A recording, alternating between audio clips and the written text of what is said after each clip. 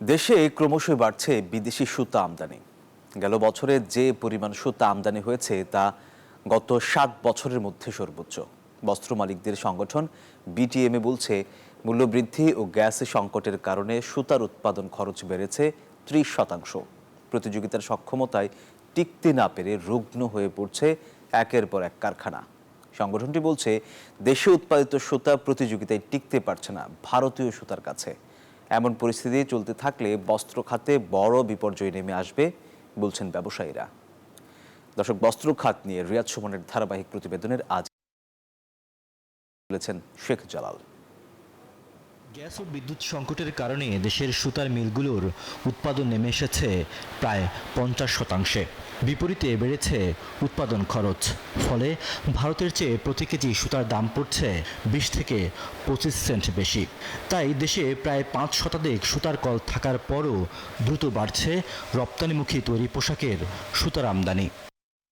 Bangladesh textile mills অ্যাসোসিয়েশনের তথ্য বলছে, গত বছর ১২,১৫,০০০ টন সুতা আমদানি করেছে বাংলাদেশ, যা ২০২৩ সালের তুলনায় ৩১% বেশি। মোট আমদানির পরিমাণ ছিল $৩০০ কোটি, যার ৯৫% এসেছে ভারত থেকে।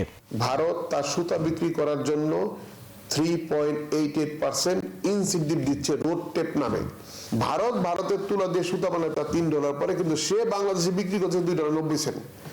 $2.90 বিক্রি করার পরও তার লাভ হচ্ছে 5 কারণ তার সরকার তাকে টাকাটা দিচ্ছে। কিন্তু আমাদের অবস্থানটা কি হবে? আমরা যদি এভাবে চলতে থাকি, 1 বছরের মধ্যে বাংলাদেশের স্পিনিং মিলগুলো সব বন্ধ হয়ে যাবে। সরকারিভাবে টেক্সটাইল ও পোশাকের উপর প্রণোদনা কমানোর ফলে সুতা উৎপাদনও ব্যাহত হচ্ছে বলে মনে করে বস্ত্র মালিকদের সংগঠন বিটিএমএ। সংগঠনটির নেতারা বলছেন, ভারত সরকার টেক্সটাইল ও পোশাক ব্যবসায়ীদের জন্য বিভিন্ন ধরনের নগদ প্রণোদনা বাড়িয়েছে। ফলে দেশীয় উদ্যোক্তারা প্রতিযোগিতায় ছিটকে পড়ছেন। ভারতের ডোমেস্টিক মার্কেটে যে প্রাইসে ওরা সুতা বিক্রি করে তার চেয়ে কম তাদের এক্সপোর্ট। তার মানে কি, তারা সেখানে নিশ্চয়ই ইনসেন্টিভ দিচ্ছে, প্রায়োরিটাইজ করছে, কারণ তাদের দেশে ভ্যালু এডিশনটা রিটেইন করতেছে। যে তুলা থেকে সুতা হয়, অনেক কর্মসংস্থান এটা ভারতের মধ্যে রয়ে যাচ্ছে। আর আপনি যে ডলার, সেটাও তারা আর্ন করছে, ভ্যালু এডিশনও তার দেশে রয়ে যাচ্ছে। আমার সরকার এগুলো বুঝতে পারে না কেন, আমি খুব বিব্রত হয়ে ব্যাপারে। বিদেশি সুতার উপর এমন নির্ভরতা তৈরি পোশাক খাতের মূল্য সংযোজনে ক্ষতির কারণ হতে পারে বলে মনে করেন বিশেষজ্ঞরা। বলেন, স্থানীয় শিল্পকে বাঁচাতে নিরবচ্ছিন্ন গ্যাস বিদ্যুৎ সরবরাহের পাশাপাশি দামের যৌক্তিকতাও খুঁজতে হবে। যে ইন্ডাস্ট্রিগুলো ক্ষতিগ্রস্ত বেশি এবং ইকোনমিক ইম্প্যাক্ট সেটার কারণে অনেক বেশি গুরুতর, তাদের জন্য প্রায়োরিটি সাপ্লাই এবং প্রায়োরিটি প্রাইসিং দুইটাই কিন্তু ঠিক করতে হবে। আগে তো আমরা অলিগার্কদের অনেক সাবসিডি দিছি, এখন রাইট জায়গায় কিছু সাবসিডি দেই।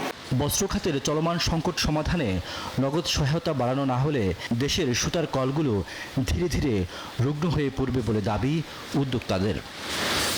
রিয়াদ সুমন, নিউজ 24, ঢাকা।